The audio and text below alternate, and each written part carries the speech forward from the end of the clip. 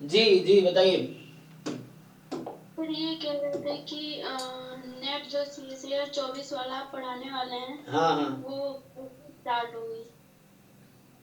वो कब स्टार्ट होगी? हाँ मतलब किस मंथ से? वो तो मैं सोच रहा था पीएचडी मेरा मतलब मुझे भी थीसिस लिखना मैंने शुरू किया है, थीसिस मेरा सबमिट होगा जुलाई में, मतलब इस सेमेस्टर के एंड में। तो मैं सोचा फ्री होकर शुरू करते हैं, तो ये है कि जुलाई 2024 में शुरू करेंगे, तो दिसंबर के लिए मैं सोच ही रहा था पढ़ाने का।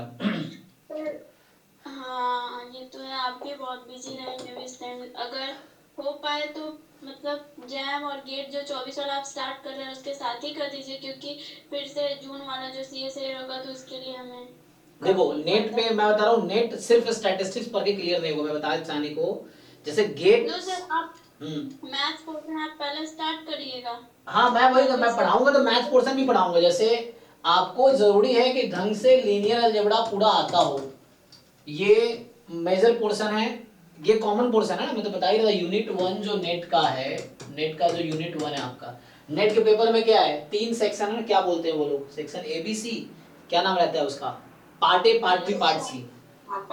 हाँ एक पार्ट ए हुआ, पार्ट बी हुआ और पार्ट सी हुआ। तो पार्ट ए तो आपका एप्टीट्यूड है ना। पार्ट बी में आई थिंक 2 मार्क्स वाले क्वेश्चंस हैं, 1 मार्क्स वाले हैं। तो पार्ट बी में 3 मार्क्स। 3 मार्क्स वाले नहीं, एक तो इसमें 4.75 मार्क्स के आते हैं ना। वो सेक्शन सी वाला होता है। हाँ सेक्शन सी, और इसमें क्या होता है, पार्ट बी में कितने मार्क्स के होते हैं? 3 मार्क्स, 2 मार्क्स। Sir 3 marks. 3.5। नहीं, ईच हाँ क्वेश्चन 3 मार्क्स। हाँ 3 मार्क्स एक क्वेश्चन। अच्छा ओके। तो पार्ट ए में अच्छा, 2 मार्क्स होता एप्टीट्यूड ए में, एप्टीट्यूड में क्या होता है, 1 क्वेश्चन है। पर। 2 मार्क्स। अच्छा इसमें 2 मार्क्स के ईच क्वेश्चन होते हैं, ओके। अब क्या है, जो पार्ट बी और पार्ट सी है, तो पार्ट बी 4 पार्ट में डिवाइड रहता है आपका, है ना, और पार्ट सी भी 4 पार्ट में डिवाइड है, ऐसा है। नहीं सर, अभी वो यूनिट वाइज डिवाइड करके नहीं आता, अभी गेट जैसे मिक्स करके देते हैं, मतलब 2023 से ऐसे स्टार्ट कर दिया है कि मतलब बस वो यूनिट 1 यूनिट 4 करके अलग से नहीं आता, बस सिंपल अच्छा, करके दे दो। ओ मतलब हाँ ओल्ड। सर सब कुछ मिक्स करके दे रहे हैं सर। हाँ ये अच्छा। प्रोसेस कम हो रहा है स्टैट्स से। पहले ओल्ड जो मैं, चूंकि मैं पुराना दिया, मैं नेट का एग्जाम लास्ट टाइम 2017 में दिया था, 17 के बाद सीधा मैंने 2021 में दिया था, उसके बाद दिया नहीं मैंने, 2 बार ही दिया था। तो ओके, तो तब ये पैटर्न था ना इस तरह से। अच्छा तब ये हाँ क्या लेकिन मतलब, इस साल से सब चेंज हो चुका है सर। अच्छा वो अलग अलग अब नहीं लिखते, जैसे यूनिट 1 लिख के देते थे, यूनिट 2 लिख के देते थे, यूनिट 3 एंड यूनिट 4 लिख के देते थे ना ऐसे। हम्म। सर कुछ भी नहीं है सर, सिर्फ पार्ट ए पार्ट बी होता है। अच्छा part A part B part C, ठीक है। तो आपको यूनिट 1 जो कि लीनियर अलजेब्रा है, रीएनालिसिस, ये तो करना ही है, मतलब इसमें कैलकुलस भी आ जाता है। और यूनिट 4 आपका स्टैटिस्टिक्स एंड ऑपरेशन रिसर्च है। यूनिट 2 में आई थिंक है ग्रुप थ्योरी, कॉम्प्लेक्स एनालिसिस, ये सब है। और यूनिट 3 में है डिफरेंशियल इक्वेशन, मतलब ओडी पीडी इंटीग्रल इक्वेशन, और हाँ वो इस तरह के पोर्शंस हैं, है ना। तो ये वाला पोर्शन था आपके लिए, आपको ये करना पड़ेगा और ये करना पड़ेगा, ये भी कर सकते हैं जो इजी पोर्शंस हैं, लेकिन समहाउ पूरे मिला के आपको ये देखना है कि आपको कितने मार्क्स चाहिए क्वालिफाई करने के लिए, एटलीस्ट 100 चाहिए ना। सर 100 नहीं है सर, हाँ 100 से ज्यादा 130-40 ले, जो जनरल कास्ट है उसमें तो कभी 115-16-17 ऐसा हाँ, आता है। 120 कट ऑफ जाता होगा, जनरल का लगा लो, है ना। जनरल का हाँ। इतना नहीं होगा मेरे, अभी मैं 2021 वाला एग्जाम दिया था, उसमें मेरे 130 नंबर थे, मेरा रैंक 50 है AIR JRF का, है ना, मेरे 130 मार्क्स थे। तो उस समय, हाँ, तो उसमें ये था, तो मतलब जनरल के लिए 110 115 120 तक जाता है ना। तो आपको ये देखना है 200 में से, 200 में से ये लाने हैं, है ना। हाँ सर मैं ये बोल रही थी कि मैथ्स भी आप ही पढ़ाएंगे। हाँ पढ़ाऊंगा, तो मैथ्स भी मैं ही पढ़ाऊंगा, क्योंकि मैथ्स तो मैंने मैथ्स में MSc किया ही है, तो मैथ्स तो मैं पढ़ा ही दूंगा। मतलब वो देखो मेरा फोकस में ही रहता है आपको ढंग से PYQ सॉल्व करना आए। अगर आप लोग जैसे लीनियर अलजेब्रा के जितने भी पिछले 10 साल के क्वेश्चन आए, अगर आप वो सारे सॉल्व कर पा रहे हो, तो ऐसा क्या इस बार आ गया जो आप नहीं कर पा रहे हो, मुझे ऐसा लगता है। ऐसा तो नहीं होना चाहिए ना। तो इसका मतलब ये कि आप पिछले वाले भी सॉल्व नहीं कर पा रहे होंगे, अगर आप इस एग्जाम के नहीं कर पा रहे हैं, तो इसका मतलब है कि आप पीछे वाले भी नहीं कर पा रहे होंगे, ऑब्वियस है। तो वही तो हम लोग भी बोल रहे थे कि नेट नहीं ठीक है, करते हैं। उसमें क्या है, जैसे तो बाकी बहुत स्टूडेंट लोग वेट कर रहे हैं वैसे। हाँ हाँ, बच्चे तो बहुत सारी इंक्वायरी मेरे पास भी आती है, मेरे पास टाइम की थोड़ी कमी है। तो मैं देखिए, जब मैं नेट का बैच पढ़ाऊंगा तो चारों यूनिट पढ़ाएंगे। जैसे मेरा मेनली इंटरेस्ट यूनिट 1 यूनिट 4 में है, तो मैं यूनिट 2 3 नहीं पढ़ाऊंगा। यूनिट 1 का मतलब लीनियर अलजेब्रा हो गया, एनालिसिस हो गया और स्टैटिस्टिक्स हो गया, ये मैं पढ़ाऊंगा। बाकी अगर आपको पढ़ना हो तो तो कॉम्प्लेक्स यूनिट 2-3 में हम लोग क्या कर सकते हैं? कर सकते हो आप। देखो, आपका फोकस होना चाहिए कि क्वेश्चन सॉल्व हो, आपको बहुत ज्यादा जानने की जरूरत नहीं है एकदम। मतलब प्रोफेसर बोल रहे थे कि उन्होंने भी क्लियर किया है, वो बोल रहे थे कि यूनिट 2 और यूनिट 3 से कुछ इजी टॉपिक्स होते हैं, वहां से भी कर सकते हैं स्टैटिस्टिक्स बच्चे। वही मैं बोल रही हूँ। तो वो कैसे पता चलेगा आपको? आपको क्वेश्चन के थ्रू पता चलेगा। आप अगर थ्योरेटिकली एकदम स्ट्रांग होना चाहो, बहुत टाइम लगेगा, वो नहीं कर पाओगे। तो आप क्वेश्चंस के थ्रू आप देखो ना, किस तरह के क्वेश्चंस आप इजीली अटेम्प्ट कर पा रहे हो, क्या प्रॉब्लम, मतलब प्रॉब्लम के थ्रू ही आप स्टार्ट करो समझना चीजों को। तो जब आप ग्रुप थ्योरी की पूरी थ्योरी पढ़ोगे तो नहीं समझ आएगा, आप तो छोड़ दो उसको। जैसे डिफरेंशियल इक्वेशन इजी हो सकता है, या इंटीग्रल इक्वेशन इजी हो सकता है, या तो बीच वो जो में इंटरपोलेशन पार्ट होता है ना, हाँ न्यूमेरिकल एनालिसिस थोड़ा इजी हो सकता है आपके लिए। वो तो हम लोग का पार्ट है। तो मेरा तो ये मानना है नेट में कि अगर आप पिछले 10 साल के पेपर थ्रू आउट एक एक क्वेश्चन आप कर पा रहे हो तो नेक्स्ट ऐसे कुछ नया नहीं आएगा। मैं देखता हूँ रिपीटेटिव ही रहता है, क्वेश्चंस वैसे ही रहता है। मैंने आपको पीवाईक्यूज पे पकड़ बनानी पड़ेगी, एक एक जो कॉन्सेप्ट्स है, वो क्वेश्चन सॉल्विंग स्किल जो है कैसे सॉल्व हो रहा है एग्जाम में, वो आप सॉल्व करो। तो चूंकि मैं कराऊंगा तो पीवाईक्यू भी कराऊंगा ही, क्योंकि ऐसे मुझे भी सीखना ही है। तो ये जो इसका सिलेबस है, मुझे इसका सिलेबस देखना पड़ेगा कहाँ है। तो ये है ना सिलेबस, ऐसे यहाँ पे है।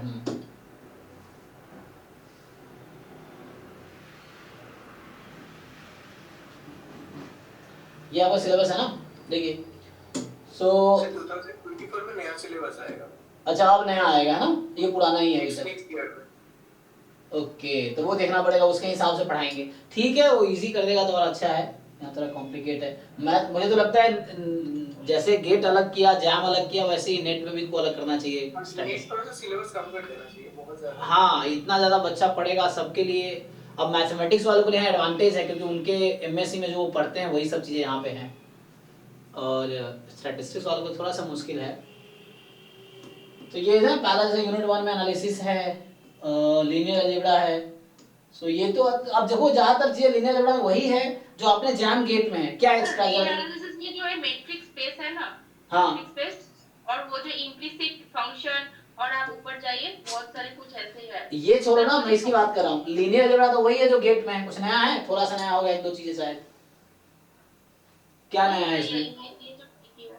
ये लीनियर अलजेब्रा वही है नेट में जो गेट में है, सेम ही तो है। हाँ, सिर्फ वो लीनियर ट्रांसफॉर्मेशन है। हाँ, वहाँ पे लीनियर एनालिसिस पोर्शन में प्रॉब्लम है।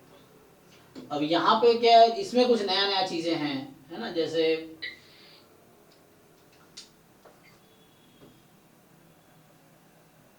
ये तो है ही, सेम ही है। यहाँ पे जैसे है, बाउंडेड वेरिएशन पोर्शन, हाँ ये नहीं है। लेवेक मेजर नहीं है आपका, ये सब नहीं है वहाँ पे।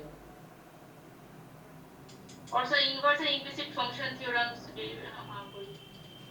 एक काम करता हूँ, मैं जनवरी में हो सकता है पीवाईक्यू सीरीज स्टार्ट करते हैं। मतलब मैं नेट का सीधा सीधा पीवाईक्यू सॉल्व कराना स्टार्ट करता हूँ। फिर जो क्वेश्चन आपसे नहीं होंगे, फिर उसके पूछे कि मुझे थ्योरी समझानी पड़ेगी ना। ये चीज मेन तो आपको क्वेश्चन सॉल्व होने चाहिए। एंट्रेंस निकालने के लिए विद्वान बनने की जरूरत नहीं है, क्वेश्चन सॉल्व करना आना चाहिए, ये जरूरी है। और कम नॉलेज के साथ भी क्वेश्चन सॉल्व करना आ सकता है, वो प्रैक्टिस के साथ आएगा। जब बहुत सारे क्वेश्चन आप सॉल्व कर लोगे तो आप में एक वो पैटर्न बिल्ड हो जाएगा क्वेश्चन सॉल्व करने का, तो वो इजीली कर लोगे आप उसके लिए। बाकी ठीक है, नया सिलेबस आता है, देखते हैं। अभी तो ये यूनिट 2 में कॉम्प्लेक्स एनालिसिस है, ये ग्रुप थ्योरी है, मतलब पूरा। यहाँ पे अलजेब्रा में ये टोपोलॉजी है, ये तो आपका एडवांस लेवल का हो गया। यूनिट 3 में ओडीई हो गया, पीडीई हो गया, न्यूमेरिकल एनालिसिस हो गया, कैलकुलस ऑफ वेरिएशन ये थोड़ा आसान पड़ सकता है। जैसे कैलकुलस ऑफ वेरिएशन आप इसके क्वेश्चंस कर सकते हो, लीनियर इंटीग्रल इक्वेशन ये कर सकते हो, मैकेनिक्स छोड़ देना पड़ेगा। फिर यहाँ पे डिस्क्रिप्टिव स्टैटिस्टिक्स है, तो है ना। तो ये तो हम इसमें ज्यादातर चीजें सिलेबस गेट का है, कुछ बाहर का भी है, लेकिन लेवल ऑफ क्वेश्चन बहुत ज्यादा रहता है डिफिकल्ट नेट में देन गेट या जैम। तो जैम चलो बीएससी एग्जाम लेवल का है, गेट एमएससी लेवल का एग्जाम है, लेकिन गेट में इसमें स्टैटिस्टिक्स में क्वेश्चन आया था सर, वो कंबाइंड मीन होता है ना, कंबाइंड मीन, कंबाइंड मीडियन और कंबाइंड मोड, इसके ऊपर क्वेश्चन आया था। कोई नहीं, मैं पीवाईक्यू सॉल्व करवा सकता हूँ। तो हम एक काम करते हैं, जिन लोगों को जून में एग्जाम देना है ना, तो जून में सिलेबस पढ़ाने के बजाय, क्योंकि सिलेबस पढ़ाने में बहुत टाइम लगेगा, तो हम लोग पीवाईक्यू सॉल्व, जैसे अभी बैच 6 जो मैं रन कर रहा हूँ उसमें क्या कर रहा हूँ, हम लोग गेट के पीवाईक्यू सॉल्व कर रहे हैं। अभी जैम जैसे बैच 3 जैम का था, उसमें क्या कर रहा हूँ, जैम के पीवाईक्यू डिस्कस कर रहा हूँ। अब जो ऑनेस्ट हैं आप लोगों में से, वो सॉल्व करते होंगे घर पे, फिर डाउट पूछते होंगे मुझसे। जो लोग नहीं है, बस क्लास आते हैं, सर ने करा दिया, हो गया, तो उनका एग्जाम में नहीं होना है। तो सेम चीज आपका गेट और नेट के साथ भी है।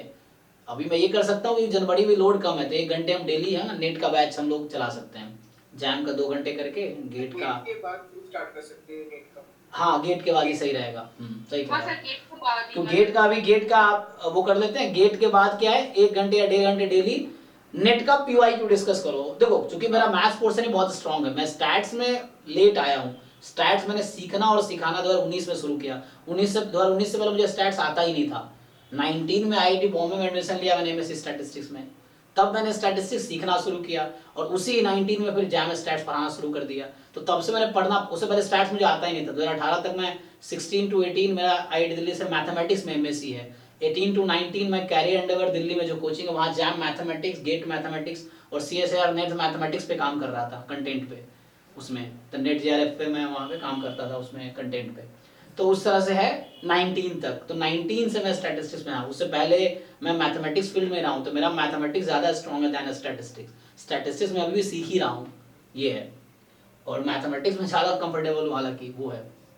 तो ये सब नेट में जो लीनियर अलजेब्रा हो गया या रीएनालिसिस हो गया, ये सब पढ़ाने में मुझे बिल्कुल दिक्कत नहीं होगी, है ना, क्योंकि मैंने मैथमेटिक्स में एमएससी करा और इतने साल जैम मैथमेटिक्स, गेट और नेट मैथमेटिक्स का मैंने काम किया है, तो वो आइडिया है, तो उसमें मुश्किल नहीं है। तभी काम करते हैं, ठीक है। गेट एग्जाम जो हो जाता है, एग्जाम के बाद ठीक है, जैम वाले सीयूईटी का बैच करेंगे आप लोगों के लिए। एक हम सीएसआर नेट का पीवाईक्यू सीरीज चलाते हैं, लास्ट 10 साल के मैं क्वेश्चन सॉल्व कराता हूँ आपको, स्पेशली लीनियर अलजेब्रा, रीएनालिसिस और स्टैटिस्टिक्स के। ये बाकी भी करने तो बाकी भी टीचर अरेंज हो जाएंगे, उससे हो जाएगा। ये है। देखिए पहले मैथ्स से ही करेगा, मतलब और रियल यूनिट 3 के भी हाँ सर, मैंने मैथ्स वाले पोर्शन ही कराइए सर, स्टैट्स वाले हम ये भी कर रहे हैं। मतलब रियल लीनियर स्टैट्स का पीआईक्यू करा दीजिए, और हो सके तो ये कुछ अगर सीएसआईआर पैटर्न कुछ मॉक टेस्ट अगर हम लोग दे सके तो प्रैक्टिस भी हो जाएगा। वो भी हो जाएगा। मॉक टेस्ट सारे अवेलेबल है, उसमें क्या करना, मुझे टाइप करा के पोर्टल पे अपलोड करना है, जैसे आप अभी और कोई कोचिंग प्रोवाइड नहीं करता स्टैट्स वालों के लिए सीएसआईआर नेट। हाँ, तो वो है, बस उसको हम लोग वो करके, उसमें क्या, अगर मैं पीवाईक्यू का ही टाइप करवा के सेम मैं अपलोड करवा दूं, थोड़ा सा शब्द करके ऐसे बना के, हाँ, तो आप उसको भी अटेम्प्ट करके देख सकते हो आपका क्या लेवल है और कितना परफॉर्म कर रहे हो आप। तो ये भी कर सकते हो बिल्कुल।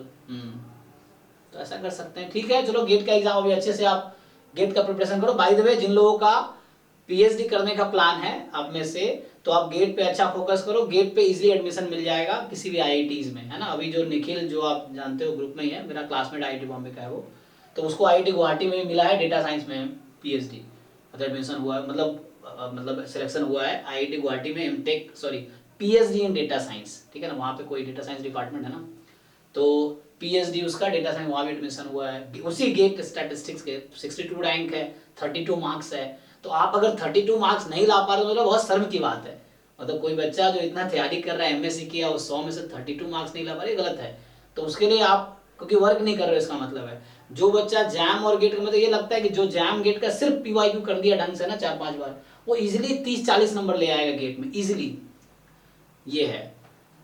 तो आप अभी वर्क करो। और जिन लोगों को पीएचडी में नेट नहीं भी निकलता है, नेट आप बाद में निकाल लेना पीएचडी के दौरान। अभी आप अगर एडमिशन पीएचडी में लेना है तो आप क्या करो, गेट में कोशिश करो अच्छे रैंक लाने का, ठीक है। तो अच्छे रैंक लाने के लिए सिलेबस एक बार रिवाइज करते रहो, पीवाईक्यू जैम गेट का करो, और मॉक टेस्ट भी आप दे सकते हो, बट गेट के पीवाईक्यू पकड़ बनाओ कि कैसे हो रहा है। और गेट एग्जाम निकाल के गेट में अच्छे रैंक आप क्वालिफाई भी कर जाओगे ना, तो पीएचडी में एडमिशन हो जाएगा आपका, क्योंकि स्टैट्स में पीएचडी कैंडिडेट्स बहुत कम है। तो आप जहाँ अप्लाई करोगे, लोग चाहते हैं कि स्टैट्स में लोग आए, क्योंकि लोग जॉब में चले जाते हैं, तो इसीलिए एडमिशन इजीली पीएचडी में हो जाएगा। एक बार एडमिशन हो गया तो आप नेट बाद में क्वालिफाई कर लो, क्या है, पर एडमिशन ही चाहिए। और गेट नेट किसी के थ्रू एडमिशन ले सकते हो, उसमें कोई बहुत दिक्कत नहीं होता है कहीं भी। तो अब गेट के थ्रू एडमिशन और फेलोशिप सेम ही है, सब कुछ सेम ही है। सर नहीं सर, जॉब भी तो चाहिए ना। कब चाहिए जॉब आपको? मुझे अभी चाहिए। हाँ, तो अभी से तो उसके लिए नेट निकालना पड़ेगा ना, एमएससी के बाद जॉब चाहिए ना आपको, तो उसके लिए नेट निकालना पड़ेगा फिर। नहीं तो पीएचडी कर लो, पीएचडी में फेलोशिप 40,000 मिल ही रहा है ना, फेलोशिप 37,000 मिल रहा है पहले 2 साल, अगले 3 साल आपको 40 कितना 42 है शायद, 42,000 मिल रहा है, हाँ वैसे 42 है अभी, तो वो आप मिल रहा है ना फेलोशिप। गेट में जो पीएसयूज के सारे रिक्रूटमेंट करते हैं तो उसमें से गेट क्वालिफाई करना होता है या अच्छी रैंक होने पे मतलब होता है? नहीं, उसमें जो वैकेंसी से मेरा क्रीज में हुआ था, ये और भी डिफरेंट लोग ले रहे हैं, तो उसमें क्या है कि जैसे वैकेंसी आई, मान लो 50 पोस्ट हैं, अब जितने लोगों ने अप्लाई किया तो उसमें मेरिट बनेगी ना, जिसके अच्छे रैंक होंगे पहले उनको जो ऑफर होगा, और उसके बाद बारी है तो मेरिट बनती है, तो ऐसा है, तो फर्स्ट लिस्ट आएगी, सेकेंड लिस्ट आएगी, इस तरह से उसके हिसाब से होगा। गेट का कोई पीएसयू लेता है? हाँ अभी शुरू किया है, बता दे जो एक दो ने लिया है ना अभी, जैसे अभी मिनिस्ट्री में भी कोई आया था गेट स्टैटिस्टिक्स के थ्रू एक अभी, और दूसरा जो रेलवे वाला है वो कुछ सालों से अभी ले रहा है, जैसे 2021 में था ना, 22 में, पिछले साल शायद 22 में, जो centre for railway information system की क्रीज जो है CRIS, उसने रिक्रूटमेंट किया था लास्ट ईयर गेट स्टैटिस्टिक्स के स्कोर पे, है ना, अच्छा था वो, मेरा भी आया था, मैं ज्वाइन नहीं किया, मेरा दोस्त ज्वाइन किया था, अराउंड 85,000 पर मंथ दे रहे थे वो लोग, ये है सही था। फिर कैसे पता चलता है मतलब किस में हमारा किस में होगा, मतलब वो सारे पीएसयूज खुद ही अप्रोच करते हैं? नहीं वो अभी क्या है, उसका वैकेंसी आती है तो आपको अपडेट मिलेगा उसके थ्रू, या कई बार मेल भी आते हैं, वो भी है, लेकिन स्टैटिस्टिक्स का भी उतना ज़्यादा एक्सपोजर नहीं मिला है कि अभी वो हो रहे हैं, क्योंकि हम लोग भी दे रहे थे तब उतना तो नहीं है, जैसे क्रीज का स्पेशली मैंने खुद ही अप्लाई किया था, वैकेंसी आई थी तो मुझे लोगों ने भेजा था, ग्रुप में आ जाते हैं ना, तो वैसे करके आया, फिर हमने बाहर से उसके वेबसाइट पे जाके अप्लाई किया, फिर बाद में जब मेल आया मतलब सिलेक्शन का उसके बाद, तो वैसा है, तो खुद से बाहर से अप्लाई करना पड़ता है, जहाँ पे रिक्रूटमेंट आया तो वहाँ एलिजिबिलिटी है, गेट स्टैटिस्टिक्स क्वालिफाई होने चाहिए। अभी रिसेंटली एक मिनिस्ट्री में भी कोई मुझे दिखा था, अभी कहीं पे आया था ना कि मिनिस्ट्री में कोई चाहिए था इस तरह से, तो उसमें भी गेट स्टैटिस्टिक्स क्वालिफाइड चाहिए था, तो ऐसा है। तो अभी उसके लिए डायरेक्टली नहीं हो रहा है कि वो खुद कंपनी मेल कर रही है क्वालिफाइड कैंडिडेट को, भी ऐसा तो स्टैटिस्टिक्स में नहीं हो रहा, बाकी में शायद बाकी में होते हैं, जो इंजीनियरिंग ब्रांचेस के जो लोग हैं उनका ऐसा होता है ना, तो जो ये इतने सारे PSUs हैं जो लेते हैं, अभी स्टैटिस्टिक्स का उतना नहीं है, पर धीरे धीरे क्रेज बढ़ेगा, धीरे धीरे इसका डिमांड बढ़ रहा है ना, तो अभी होगा धीरे धीरे उसके बढ़ेंगे, बट जॉब्स मिल जाएंगे, बट मैंने क्वालिफाई कर लो, फिर देखो क्या होता है, कब अपॉर्चुनिटी मिलती है उस पर डिपेंड करता है, कुछ ठीक नहीं है, ठीक है ना। तो चलिए अभी हम लोग 2022 का डिस्कशन स्टार्ट करते हैं।